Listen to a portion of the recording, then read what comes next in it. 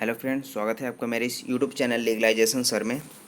So friend, जैसा कि बहुत सारे लोगों ने कमेंट किया था कि उनको आर.एस. नायक वर्सेस ए.आर. अंतुले पर केस चाहिए। सो फ्रेंड, आज हम आपके लिए लेके आए हैं आर.एस. नायक वर्सेस ए.आर. अंतुले का केस, जो भारतीय दंड संहिता 1860 का एक लीडिंग केस है, जो एलएलबी और फिर अन्य कई एग्जाम हैं जहाँ पर ये पूछा जाता है, जो काफ़ी इम्पोर्टेंट केस है। सो टाइम वेस्ट किए नहीं, चलते हैं अपने आज के केस में। तो सबसे पहले देखते हैं यहाँ पर संदर्भ। संदर्भ क्या कहते हैं कि AIR 1984 और SC 684। अब यहाँ पे SC क्या होता है? SC होता है सुप्रीम कोर्ट, यानी जब सुप्रीम कोर्ट में मामला जाता है तो वहाँ पे यहाँ क्या लिख जाता है? Supreme court. और जो 684 है, 684 क्या हुआ कि इसका केस नंबर है। उसके बाद विषय देखते हैं, ये किससे संबंधित मामला है। तो यहाँ पे देखते हैं जो भ्रष्टाचार निवारण अधिनियम 1947 है, उसकी धाराओं में और भारतीय दंड संहिता की धारा 21 से संबंधित है। तो यहाँ पे विषय क्या हो गया कि जो भ्रष्टाचार निवारण अधिनियम है और भारतीय दंड संहिता की धारा 21, उससे संबंधित ये केस है। और इस प्रकरण में, यानी कि इस मामले में न्यायालय के समक्ष मुख्य विचारणीय प्रश्न क्या था कि विधानसभा का सदस्य लोक सेवक है या नहीं। तो ये मुख्य प्रश्न हो गया कि लोक सेवक है या नहीं विधानसभा का कोई सदस्य।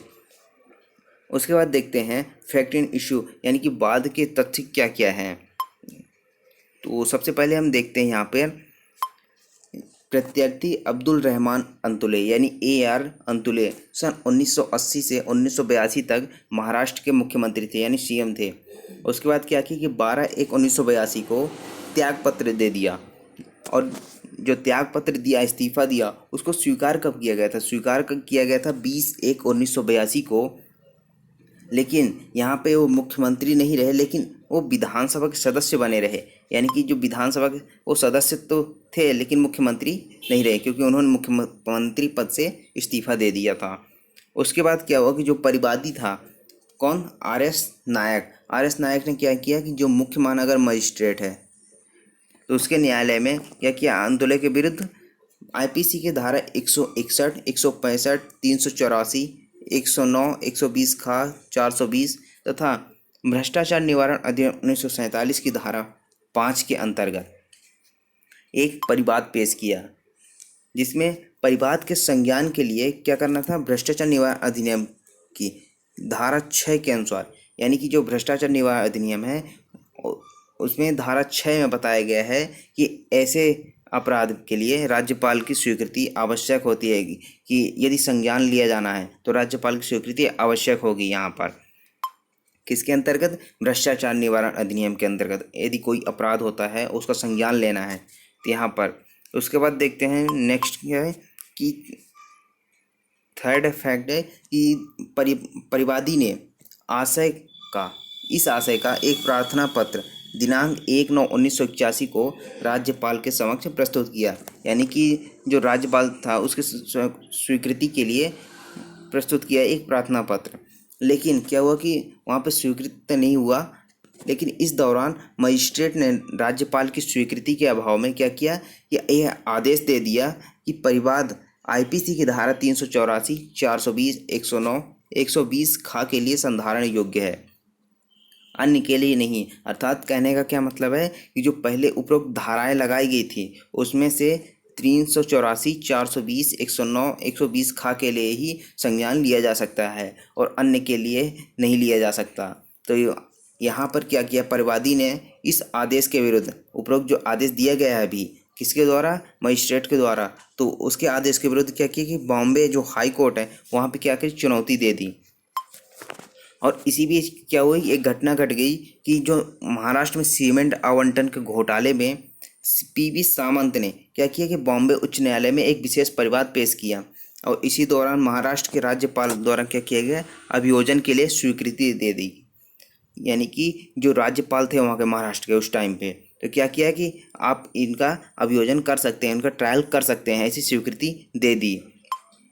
उसके बाद क्या हुई, जब ऐसी स्वीकृति मिल गई तो यहाँ पर क्या किया परिवादी ने? एक विशेष न्यायाधीश के न्यायालय में एक नया परिवाद पेश किया, जिसमें अभियुक्त पर सीमेंट आवंटन में घोटाले तथा अवैध परितोषण का मतलब क्या है कि वहाँ पे अवैध रूप से रिश्वत ली गई और घोटाला किया गया किस पे, सीमेंट आवंटन में। ऐसी और भी कई अन्य आरोप लगाए गए, जहाँ पर विशेष न्यायाधीश ने क्या किया कि अपराध का संज्ञान लिया, यानी कि जो आरोप लगाए गए थे उसका संज्ञान लेकर अभियुक्त को यानी कि AR अंतुले को क्या किया गया, 10,000 रुपये के जमानती वारंट से तलब किया गया। उसके बाद दिनांक 8/7/1983 को अभियुक्त की ओर से, किसकी ओर से, अभियुक्त यानी कि जिस पर आरोप लगाए गए हैं उसकी ओर से विचारण न्यायालय के समक्ष, जहाँ पर ट्रायल चल रहा था, उसके समक्ष एक प्रार्थना पत्र प्रस्तुत किया गया। यानी कि उसने उस पर जो आरोप लगाए गए थे उसके उत्तर में क्या किया, एक प्रार्थना पत्र प्रस्तुत करता है और कहता है कि जिस दिन उसके विरुद्ध प्रसंज्ञान लिया गया था, अर्थात जब उसके विरुद्ध आरोपों का संज्ञान लिया गया था कोर्ट के द्वारा, उस दिन क्या था, वह विधानसभा का एक सदस्य था। अतः ऐसे मामले में अभियोजन हेतु स्वीकृति विधानसभा से लेनी चाहिए थी, ना कि राज्यपाल से। अर्थात उसके कहना का क्या मतलब था कि वो विधानसभा का सदस्य था, और यदि विधानसभा का सदस्य था तब क्या करना था, जो अभियोजन करना था, विचारण करना, ट्रायल करना था, तो वहाँ पर स्वीकृति किससे लेनी चाहिए थी, विधानसभा से, ना कि राज्यपाल से।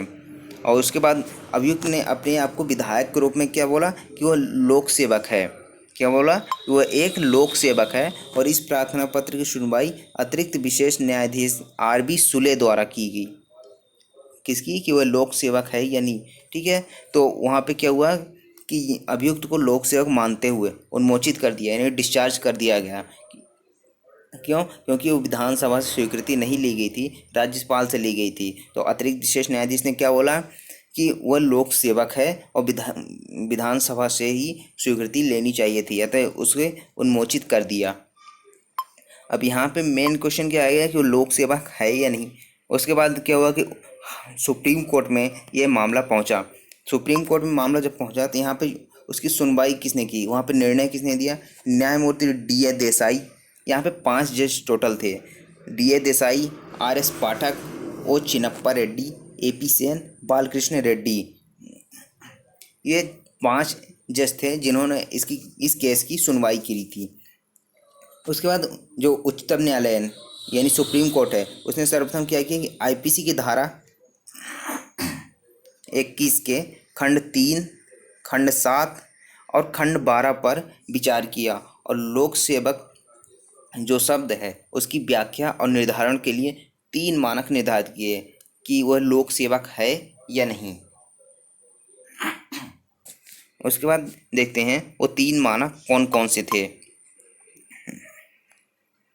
यहाँ पे फर्स्ट देखते हैं, तो यहाँ पे क्या है कि किसी न्याय निर्णय के कर्तव्यों के पालन करने का अधिकार होना, यानी कि कोई न्याय निर्णय है उसके कर्तव्यों का पालन करने का उसका अधिकार होना चाहिए।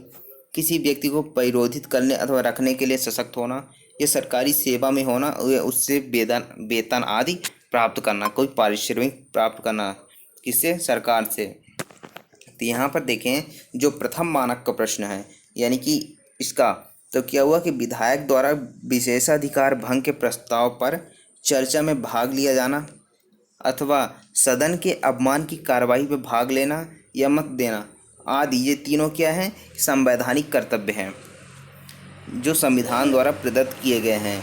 अतः इन्हें लोक सेवक नहीं कहा जा सकता है, ऐसा सुप्रीम कोर्ट ने कहा।